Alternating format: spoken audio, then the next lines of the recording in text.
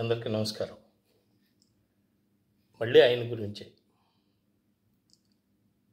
60 దాటి కానీ నిత్య యవ్వనుల్లో ఉంటాడు. అణువణువు స్పోర్ట్స్మెన్ స్పిరిట్ ఉంటుంది. బీ పాజిటివ్ అన్నదానికి కేర్ ఆఫ్ యాక్టర్స్ ఆయనే. వయస్సుని లెక్క చేయకుండా మనసుని మాత్రమే అందరికీ పంచేటువంటి విలువలతో కూడినటువంటి వ్యక్తిత్వం కూడా. ప్రతిదీ పాజిటివ్గానేనా? ఇది మనిషి అన్నవాడికి సాధ్యమేనంటారా? ఏమో, నాకు సందేహమే. ఆ సందేహంతో చాలామందిని చూసిన, ఇంక్లూడింగ్ మైసెల్ఫ్, నాలో కూడా ఎన్నో బయటికి మంచి విషయాలు చెప్తున్నట్టున్నా తెలియకుండా తెలిసి ఎన్నో లోపాలు ఉండొచ్చు. కానీ ఆయన దగ్గర ఆ లోపాలు ఎక్కడా కనిపించినట్టుగా కనిపించవు. అలాగే నేనేదో వ్యంగ్యంగా మాట్లాడుతున్నాను కాదు. అసలు ఆ మనిషి వ్యక్తిత్వమే వేరు. అందరికీ భిన్నంగా, అందరితో స్నేహంగా, అందరిలో ఒకడిగా, ఒక్కడు అందరిగా, ఈ దేశంలో ఉన్న, పొరుగు దేశమైన అమెరికాలో ఉన్న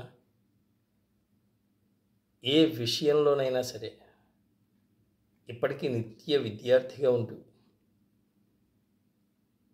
ఎన్నో మంచి పోస్టుల్ని ఫేస్బుక్ ద్వారా ఎంతోమందికి అందిస్తూ, అవి ఆయన రాసేవి కావచ్చు, సేకరించేవి కావచ్చు, మంచి ఎక్కడున్న దాన్ని ఒడిసి పట్టి 10 మందికి పంచాలనేటువంటి ఒక సహృదయత ఉన్నటువంటి వ్యక్తి.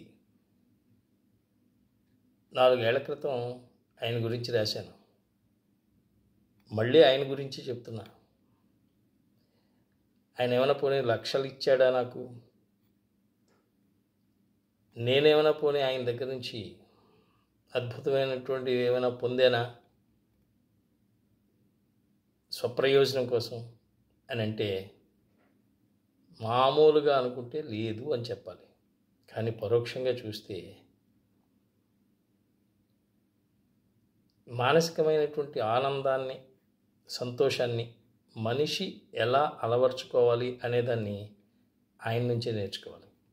మరి ఆయనకి నేను ఏ ఫీజు ఇవ్వకుండా, ఆయన మన దగ్గర నుంచి ఏ ఫీజు తీసుకోకుండా ఎంతోమందికి ఆ ఆనందాన్ని, సంతోషాన్ని ఎలా పొందాలో చెప్పకనే చెప్తున్నాడుగా, నేర్పుతున్నారుగా. అందుకని మళ్ళీ ఆయన గురించి చెప్తున్నా. ఏమండి, ఇందాక నుంచి ఆయన గురించి అంటున్నారు, కానీ ఆయన ఎవరు అన్నది చెప్పట్లేదేంటి అని మీరు అడగచ్చు. నిత్యం మన ఫేస్బుక్లో కొన్ని వేల మందికి సుపరిచితులు, మాస్టర్గా పనిచేశారు, ఎంతోమంది శిష్యుల్ని కూడగట్టుకున్నారు. ఇప్పటికీ కూడా ఆ శిష్య పరంపరలో ఈ గురువుకి గౌరవభావాలను ఉంచుకునేంత గొప్పగా వాళ్ళకి విద్యాబుద్ధులు నేర్పారు. ఆయన ఎవరో కాదు, నాకు మంచి మిత్రులు, నాకేమిటి చాలామందికి స్నేహపాత్రులు, జోగేశ్వరరావు గారు, పల్లెంపాటి జోగేశ్వరరావు గారు. ఇప్పటికి అర్థమై ఉంటుంది మీకు. ఫేస్బుక్ వీక్షించేటువంటి చాలామందికి ఆయన పోస్టులు సుపరిచితం. ఆయన సుపరిచితం. కొండలెక్కుతాడు, గుట్టలెక్కుతాడు, వ్యాయామం చేస్తాడు, వ్యవసాయం చేస్తాడు, అమెరికాలో కూడా ఇంటి దగ్గర కూడా గార్డెనింగ్ చేస్తాడు, కూరలు పండిస్తాడు, ఆ కూరలు అత్యద్భుతంగా వండి పెడతాడు. వాళ్ళ భార్యని అంతే అమితంగా ప్రేమిస్తాడు. వాళ్ళేదో అనుకుంటారు, వీళ్ళేదో అనుకుంటారు, లేకపోతే ఎవరో ఏదో అనుకుంటారు అనేది ఇది పక్కన పెట్టేసి, నేనెంత ఉత్సాహంగా ఉండాలి, ఎంత ఆరోగ్యంగా ఉండాలి, నా ఎదర ఉన్నవాళ్ళు, నాతో ఉన్నవాళ్ళు ఎంత ఆరోగ్యంగా ఉండాలి, ఆనందంగా జీవించాలి అనే దానికి అక్షర సత్యం ఎవరైనా ఉన్నారు అని అంటే అది జోగేశ్వరరావు గారు పల్లెంపాటి. ఎందుకు ఇదంతా చెప్తున్నాను? కొంతమందికి పొగిడినట్టు అనిపించవచ్చు. నాకు బాగా తెలిసిన ఆయన ఒక ఆయన చెప్పారు, ఏమండి బతికున్న వాళ్ళ గురించి అంత గొప్పగా చెప్పేది ఏముంటుందండి? ఏదో బయటికి వెళ్ళిపోయిన వాళ్ళు పైకి వెళ్ళిపోయిన వాళ్ళు అయితే వాళ్ళ గురించి మీరు ఏది చెప్పినా నిజం కాకపోయినా నిజమని నమ్ముతారు, అబద్ధం చెప్పినా దాన్ని నిజంగా నమ్ముతారు. అంతేగాని ఇలాగా జీవించి మనతో పాటే ఇలాగా జీవిస్తున్నటువంటి వ్యక్తుల గురించి అంత చెబుతున్నారు, అదంత అవసరమా అని ఒక ఆయన కామెంట్ చేశారు. కానీ నా దృష్టిలో మనం భూమి మీద లేనప్పుడు మనం ఎన్ని మాటలు చెప్పుకున్నా వృధాయి, ఎన్ని దాన ధర్మాలు చేసినా అవతల వాళ్ళ జ్ఞాపకార్థం అవన్నీ కూడా వేస్ట్. ఎందుకంటే పైన ఉన్నవాళ్ళు మనది చూస్తారు అన్నది చెప్పలేం, గ్యారంటీ ఇవ్వలేం. ఎందుకంటే భూమి మీద ఉన్నవాళ్ళే తల్లిదండ్రులని పిల్లలు లేదా పిల్లల్ని తల్లిదండ్రులు చూడలేనటువంటి కలికాలం ఇది. ఇటువంటి స్థితిలో ఆయన రాసేటువంటి రాతలు,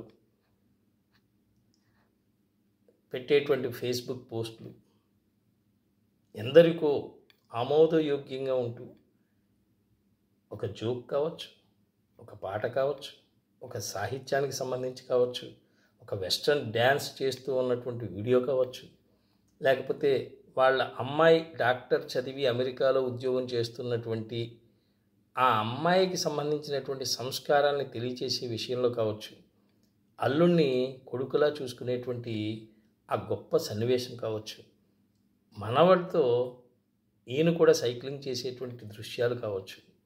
ఒకటేమిటండి, చెప్పుకుంటూ పోతే ఆయన గురించి నాకు ఏమీ తెలియదు అన్నవాడినే 10-15 నిమిషాలు చెప్పగలను.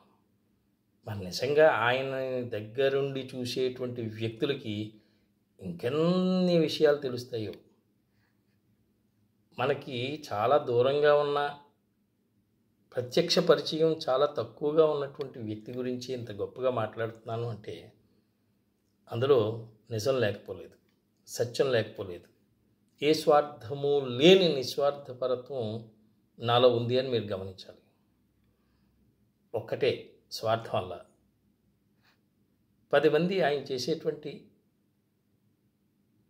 ఆయన పంపేటువంటి, లేకపోతే ఆయన ఆచరించేటువంటి విషయాల్లో మనం కూడా ఆచరించగలిగితే ఆనందంగా ఉంటాం, ఆరోగ్యంగా జీవించగలుగుతాం.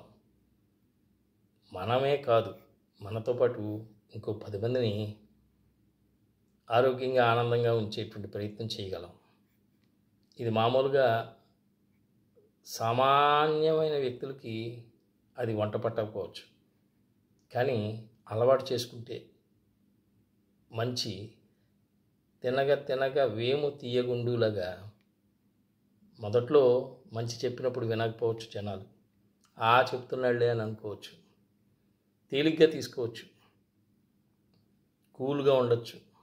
కానీ రాను రాను 4 సార్లు ఒక మంచి విషయాన్ని మన చెవుల్లోకి ఎక్కించుకున్నప్పుడు, మన కంటితో చూచినప్పుడు, మన మనస్సుతో చదివినప్పుడు, అప్పుడు మనకు ఒక్కసారైనా అరెరే ఇది కదా అని మనసు చివుక్కుమనే సందర్భాలు ఉంటాయి.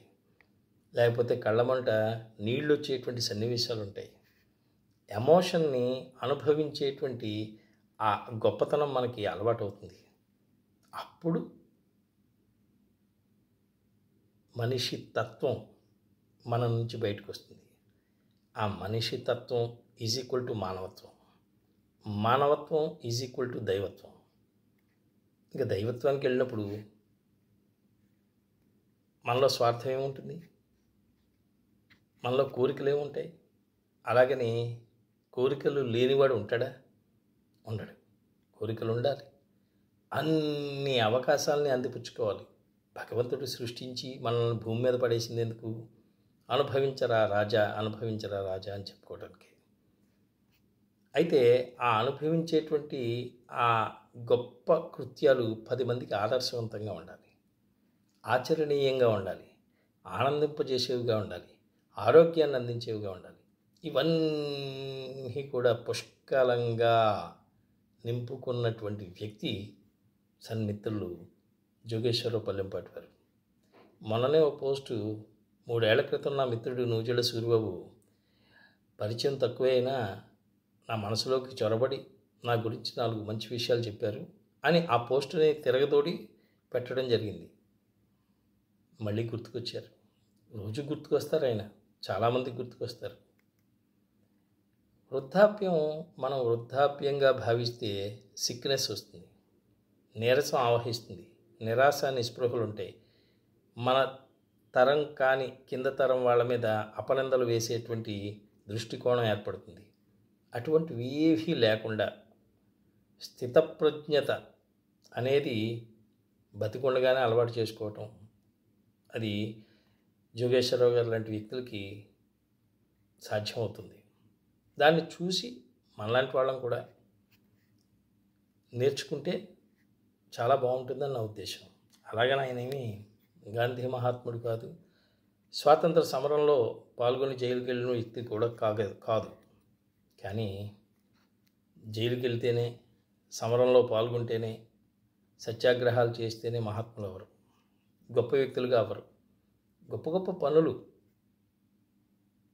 చేసి చూపిస్తూ, లేదా చిన్న చిన్న పనుల్లోనే దైవత్వం, మిత్రత్వం, అనుబంధత్వం ఇవన్నీ ఇమిడి ఉన్నాయనేటువంటి నిజాన్ని, నగ్న సత్యాన్ని వాళ్ళు కనుక తెలియచెప్పగలిగితే ఎవరు చెప్పినా అతను గొప్ప వ్యక్తిగా అనబడతాడు, పిలువబడతాడు, మన్ననలు పొందుతాడు. ప్రతిదాన్ని కూడా పాజిటివ్గా తీసుకునేటువంటి ఆ తత్వాన్ని మనం కనుక అలవాటు చేసుకోగలిగితే అంతకన్నా గొప్పతనమే ఉంటుంది, అంతకన్నా ఆనందమే ఉంటుంది, అంతకన్నా సంతోషమే ఉంటుంది చెప్పండి. అందుకే మళ్ళీ ఆయన గురించి చెప్పడం జరిగింది. చాలామంది తారసపడుతూ ఉంటారు సమాజంలో, కానీ కొంతమందే మన మనస్సుల్లో తిష్ట వేసి కూర్చుంటారు. చెప్పానుగా, ఏ స్వార్థం లేకుండా ఆనందమే లేదా ఆనందాన్ని, సంతోషాన్ని 10 మందికి అందివ్వటమే పరమావధిగా ఎంచుకున్నటువంటి వ్యక్తిత్వం కల వ్యక్తులు కొంతమందికి తారసపడితే, ఆ తారసపడే వ్యక్తులు జోగేశ్వరరావు పల్లెంపాటి వారు లాంటి వారు అయితే వాళ్ళ మిత్రత్వాన్ని ఆస్వాదిస్తున్నటువంటి వ్యక్తిగా ఈ నూజెళ్ళ సూరిబాబు కూడా అదృష్టవంతుడు. అందుకే ఇలాగా మంచి చేసేవాళ్ళు చాలామంది ఉన్నారు, మంచి విషయాలు చెప్పేవాళ్ళు చాలామంది ఉన్నారు. ఒక జోగేశ్వరరావు గారినే కాదు, ఈ సందర్భంగా నేను అలాంటి ఆనందింపజేసేటువంటి వ్యక్తిత్వం ఉన్నటువంటి వ్యక్తులందరికీ కూడా ఈ వీడియో అంకితం. చివరిగా మనం ఉన్నప్పుడు ఎన్నో చేస్తాం, పాపాలు చేస్తాం, పుణ్యాలు చేస్తాం. కానీ పుణ్యాలు చేసిన వాడిని పైకి పోయాక కూడా వాడు అంత గొప్ప పని చేశాడు రా అని అంటారు.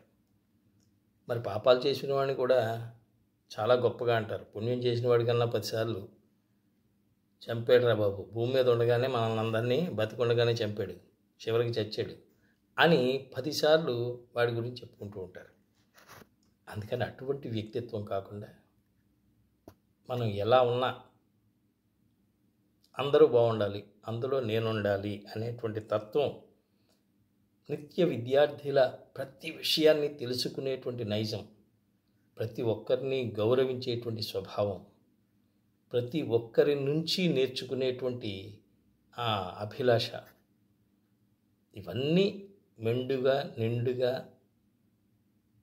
ఉన్నటువంటి వ్యక్తి జోగేశ్వరరావు పల్లెంపాటి వారు.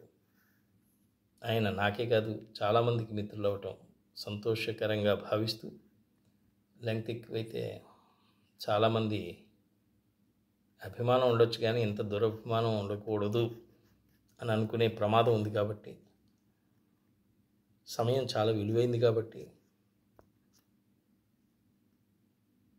ఈ 4 విషయాలతో మీ అందరికీ కూడా పంచుకోవాలి, మీ అందరికీ దగ్గరికి చేరాలి అనేటువంటి ఉద్దేశంతో, ముఖ్యంగా మన అందరి మిత్రుడు శ్రేయోభిలాషి అయినటువంటి జోగేశ్వరరావు గారికి మరొక్కసారి, జీవిస్తే మీలా జీవించాలి సార్. జీవిస్తున్నాం, అలవాటు చేసుకుంటున్నాం. ప్రతి విషయంలోనూ జీవితంలో ఎక్కడో ఒక టెన్షన్ మొదలవుతుంది. టెన్షన్ లోపలికి వస్తుందన్న తరుణంలో జోగేశ్వరరావు గారి యొక్క వ్యక్తిత్వం మా లోపలికి చొరబడి ఆ టెన్షన్ని పక్కకి తీసేసి జాయ్ఫుల్నెస్ని ఏర్పరచుకుంటూ బతుకుతాం. మీలాగే జీవించే ప్రయత్నం చేస్తున్నాం. దానికి కారణం మీరు. కాబట్టి థ్యాంక్ యూ జోగేశ్వరరావు గారు. అందరి తరపున కూడా మీకు ధన్యవాదాలు తెలియజేసుకుంటూ, మీ నూజెళ్ళ సూరిబాబు.